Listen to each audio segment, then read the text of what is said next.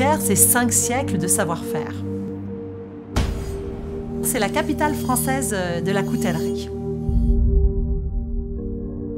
La raison pour laquelle on fabrique ces couteaux à Thiers, c'est que nous avons une rivière magique, la Durolle, qui a apporté la force motrice aux anciennes usines qui s'étaient construites autour de cette rivière.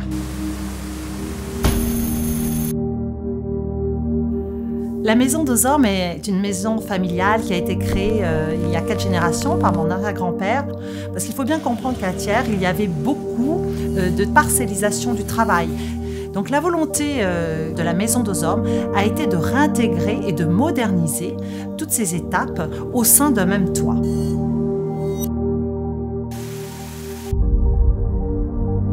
Le couteau, c'est plus de 45 étapes de fabrication. La conception, les moutures, le meulage de la lame. Cette étape-là, autrefois, était faite à plat ventre. Ils appuyaient la lame sur la meule. C'était dur, c'était fatigant, c'était dangereux. On a amené de l'innovation. L'artisanat, c'est aussi des technologies nouvelles, de la découpe laser qui a permis de la créativité. C'est également des centres de commande numériques qui facilitent le travail de l'homme, mais toujours dans le grand respect de la tradition et toujours avec énormément d'étapes manuelles. On a fait énormément de collaborations avec des designers.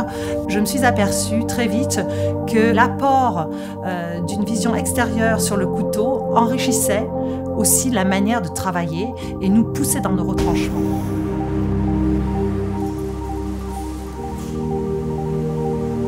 Le couteau s'inscrit dans les arts de la table avec une place majeure parce que le couteau peut s'habiller de matières très diverses, de la bakélite, de la corne de bélier, des bois précieux, de la molaire de mammouth, et tout ça derrière l'image d'un restaurateur ou d'une belle table.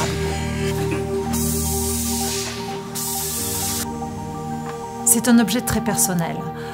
Il se transmet de génération en génération, il se réaffûte, il se restaure, il aura une vie éternelle.